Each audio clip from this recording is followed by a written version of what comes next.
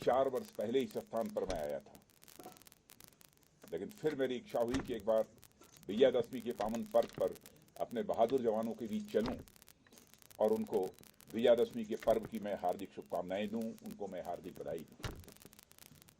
इसी निमित्त मैं आप सबके बीच आया हूं। इसलिए प्रथमतः मैं आप सभी को अपनी तरफ से विजयादशमी की हार्दिक बधाई देता हूं। आपको, आपके पूरे परिवार को हार्दिक बधाई देता हूं और साथ ही साथ मैं शुभकामनाएं देता हूं।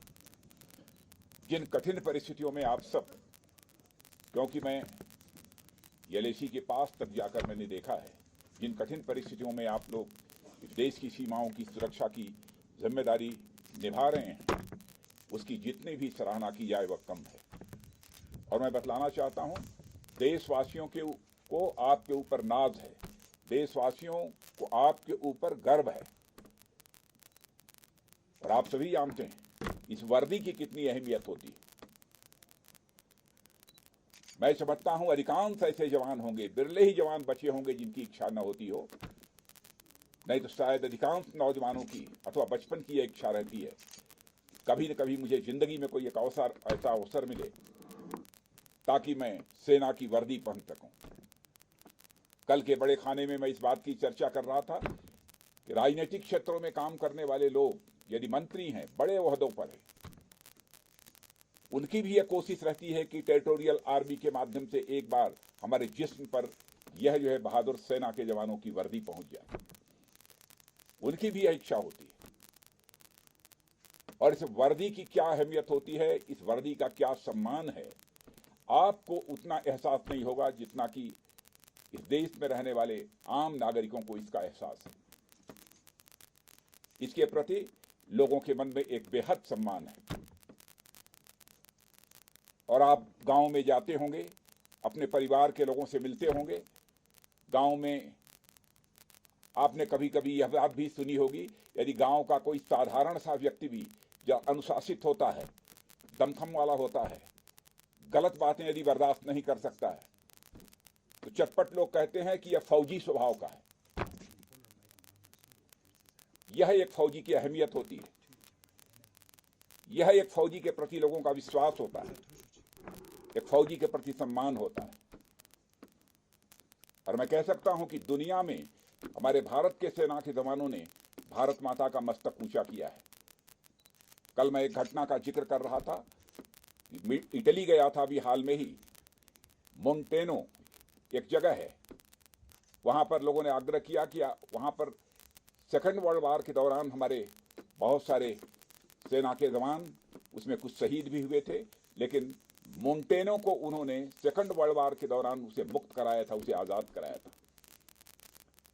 और वहां पर आज भी वीर नायक यशवंतराव घामड़े का स्टैच्यू बना हुआ है। स्टैच्यू ही नहीं बना है, बल्कि उनकी एक मेमोरियल वहां के लोगों ने बना रखी है। और आपको जानकर खुशी होगी, साथ ही गौरव की भी अनुभूति होगी कि वहां पर श्रद्धांजलि अर्पित करने के लिए केवल भारत से जो लोग जाते हैं वही नहीं जाते, बल्कि इटली के लोग भी वीर नायक यशवंतराव घामड़े को अपनी श्रद्धांजलि अर्पित करते हैं। उस स्थान का नाम है मोंटेनो। यह भाव आप सबके प्रति है। और आज के अवसर पर मैं समझता हूं कि और इससे ज्यादा कुछ कहने की आवश्यकता नहीं है। एक स्वाभिमान की भावना आपके अंदर होती है, वही यह जज्बा पैदा करती है। चाहे भले ही हमारी जान चली जाए, लेकिन हमारे देश की सीमा सुरक्षित रहनी चाहिए। और इसी स्वाभिमान की भावना के कारण ही भारत आजाद हुआ, और उसी स्वाभिमान की भावना के कारण ही भारत की सीमाएं सुरक्षित रहेंगी। और आपने सीमाओं को सुरक्षित बना रखा है, इसी कारण भारत की अंतर्राष्ट्रीय जगत में प्रतिष्ठा बड़ी तेजी के साथ बढ़ रही है। दुनिया की सारी डेवलप्ड कंट्रीज इस सच्चाई को स्वीकार करती हैं। विगत 8, 9, 10 वर्षों में भारत का स्टेचर, भारत का कद यह अंतर्राष्ट्रीय जगत में बढ़ा है।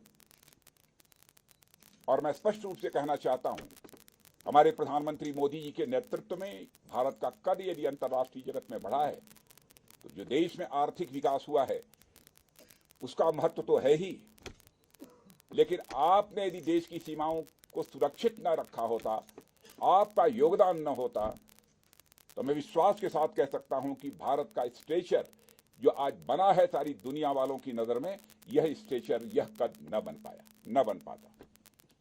लोग ये मानने लगे हैं कि अब आर्थिक दृष्टि से भारत सशक्त हो रहा है और साथ ही साथ सैन्य शक्ति के मामले में भी भारत की ताकत बढ़ी है।